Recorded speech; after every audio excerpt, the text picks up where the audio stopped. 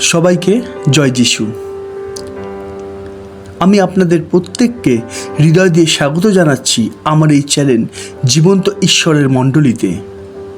আমি ঈশ্বরকে ধন্যবাদ দিই তার পবিত্র জীবন্ত বাক্যের জন্য, যা তিনি প্রচুর রূপে এই মণ্ডলীর মধ্যে উপচিয়ে দিয়েছেন। একমাত্র ঈশ্বরেরই গৌরব হোক, আমেন।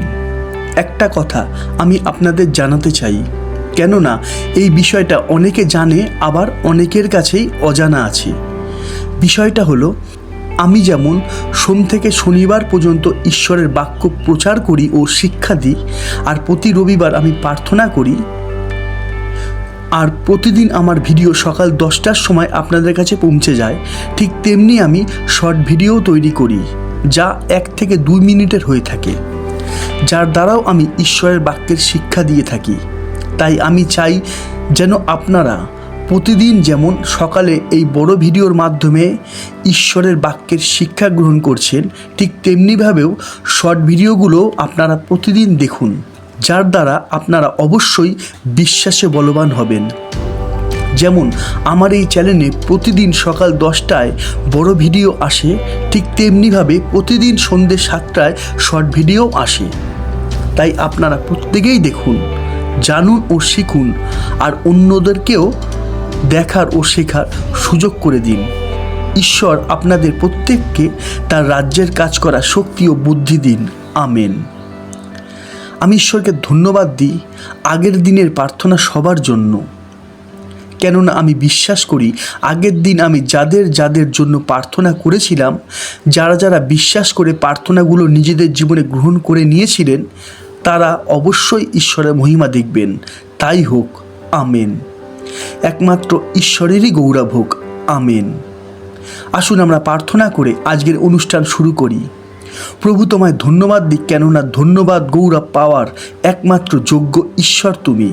প্রভু, তুমি আমাদের প্রত্যেককে বুদ্ধি দাও, জ্ঞান দাও, যেন আমরা তোমার বাক্যের নিগুড় তত্ত্ব সকল বুঝতে ও গ্রাহ্য করতে পারি।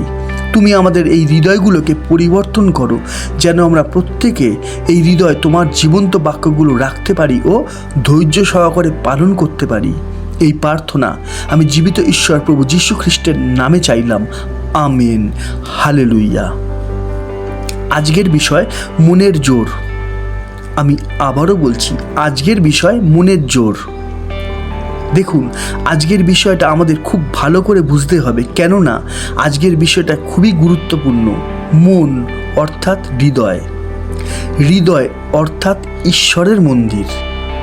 প্রথমে আমরা একটা বাক্য দেখি, আমরা দেখি 1 করন্থীয় 3:16। তোমরা কি জানো না যে তোমরা ঈশ্বরের মন্দির এবং ঈশ্বরের আত্মা তোমাদের অন্তরে বাস করেন? হালেলুইয়া। তাই প্রথমে আমাদের জানা দরকার যে আমাদের হৃদয় অর্থাৎ আমাদের মন ছেলে খেলার বিষয় নয়, কেননা আমাদের শরীরের মধ্যে এই মন অর্থাৎ এই হৃদয়কেই ঈশ্বর বেছে নিয়েছেন তার মন্দিরের জন্য, তাই না? একটু ভাবুন, জীবন্ত ঈশ্বরের মন্দির কি ছেলে খেলার বিষয়? নিশ্চয়ই না। কিন্তু শয়তান সব সময় আমাদের এই মন্দিরকে নষ্ট করতে চায়। যেমন লেখা আছে, আমরা দেখি 1 পিতর 5:8, তোমরা প্রবুদ্ধ হও, জাগিয়ে থাকো, তোমাদের বিপক্ষ দিয়াবল গর্জনকারী সিংহের ন্যায় কাহাকে গ্রাস করিবে তাহার অন্বেষণ করিয়া বেড়াইতেছে। তাহলে এখন বোঝা যাচ্ছে তো যে শয়তান কিসের অন্বেষণ করছে। শয়তান সব সময় চায় আমাদের এই হৃদয় যেন প্রভুর বাক্য না থাকে, তার বদলে যেন এই হৃদয় দুর্বল আর ভয়পূর্ণ থাকে।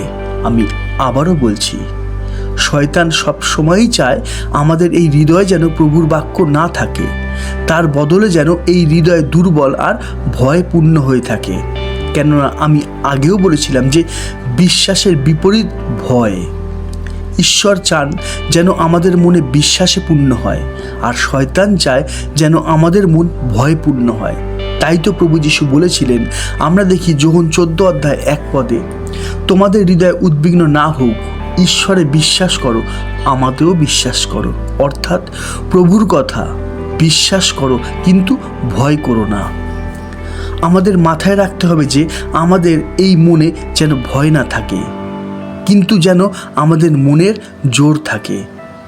তাই তো আমার আজকের টপিক মনের জোর। এখন প্রশ্ন, আমাদের মনের জোর আমরা কিভাবে বাড়াবো? এর উত্তর একটাই, এর ওষুধ একটাই, তা হলো ঈশ্বরের বাক্য। কেননা একমাত্র ঈশ্বরের বাক্যের দ্বারাই আমরা আমাদের মনের জোর বাড়াতে পারবো। তাই তো আমি প্রত্যেককে বলি যে আমাদের অন্তত প্রতিদিন 2 থেকে 3 ঘন্টা বাইবেল পড়া উচিত। তাও আবার শুধু পড়লে চলবে না, কিন্তু পড়ে বিশ্বাস করে সেইভাবেই চলতে হবে। দেখুন, ভালো করে বোঝার চেষ্টা করুন, মানুষ কত কিছুই না খায়, তাই না? ভালো ভালো খাবার, ভিটামিন, ওষুধ, তাই না?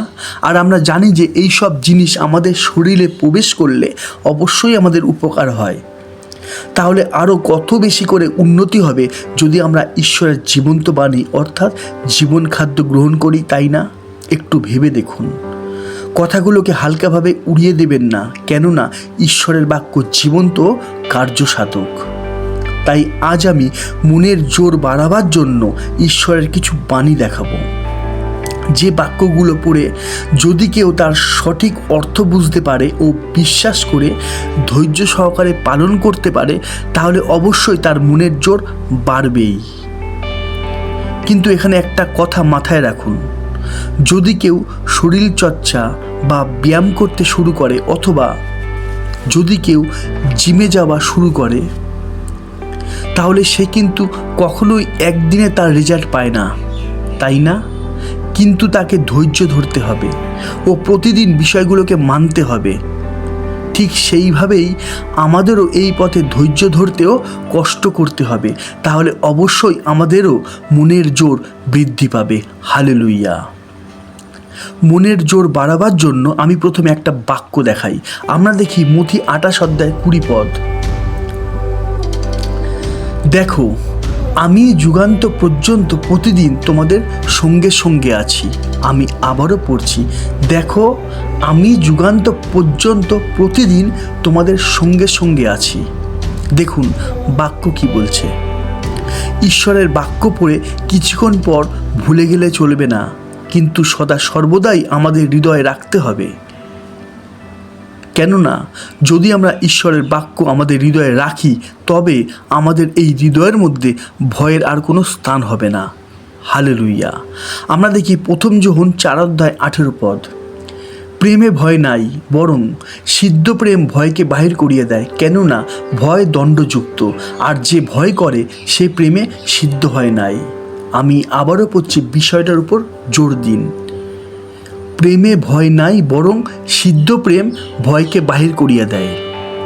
দেখুন বাক্য কি বলছে, সিদ্ধ প্রেম ভয়কে বের করে দেয়, তাই না? প্রেম বলতে আমরা কি বুঝি? প্রভু আমাদের প্রেম সম্বন্ধে কি শিখিয়ে গেছেন? আমরা দেখি যোহন 14 অধ্যায় 15 পদ। তোমরা যদি আমাকে প্রেম করো তবে আমার আজ্ঞা সকল পালন করিবে। তাহলে বোঝা যাচ্ছে তো যে মুখে বিশ্বাস তো প্রভুকে সবাই করে, কিন্তু প্রভুকে প্রেম করার সঠিক অর্থ কি? আর প্রেম করলে অর্থাৎ প্রভুর বাক্য পালন করলে আমাদের হৃদয় থেকে ভয় বেরিয়ে যায়, যা শয়তান কখনোই চাইবে না। কিন্তু ঈশ্বরের ধন্যবাদ হোক যে তিনি তার জীবন্ত বাক্যের দ্বারা আমাদের মনের জোর বাড়িয়ে দিচ্ছেন, তাই না? হালেলুইয়া। তাই আমি আবারও বলছি যে আমাদের এই মন সব সময় শয়তান খারাপ করার চেষ্টা করবে, কমজোরি করার চেষ্টা করবে, কিন্তু আমাদের এই মনের মধ্যে জোর আনতে হবে, যা একমাত্র প্রভুর বাক্য পালনের দ্বারাই সম্ভব। আমি আবারও বলছি, শয়তান সব সময় চেষ্টা করবে আমাদের মনকে খারাপ করার, কমজোরি করার, কিন্তু আমাদের এই মনের জোর আনতে হবে, যা একমাত্র প্রভুর বাক্য পালনের দ্বারাই সম্ভব। তাহলে বোঝা যাচ্ছে তো যে প্রভুর শিষ্যরা প্রভুর জন্য মরতে পর্যন্ত রাজি হয়েছিল। এত মনের জোর তারা কোথা থেকে পেত? উত্তর একটাই, প্রভুর বাক্য পালনের দ্বারা, প্রভুর আজ্ঞা পালনের দ্বারাই তাদের মনের মধ্যে এত জোর আসতো। যার কান আছে সে শুনুক ঈশ্বরের আত্মা মণ্ডলীকে কি কইতেছেন। ঈশ্বর প্রত্যেকের হৃদয় থেকে ভয় দূর করুন, আমেন। আর প্রত্যেকের হৃদয় ঈশ্বরের বাক্যে পূর্ণ করুন, আমেন। আজ এতটাই। আবার দেখা হবে ঈশ্বরের জীবন্ত বাণীর নতুন কোনো শিক্ষা নিয়ে। ততক্ষণ সবাইকে জয় যিশু, জয় যিশু, জয় যিশু।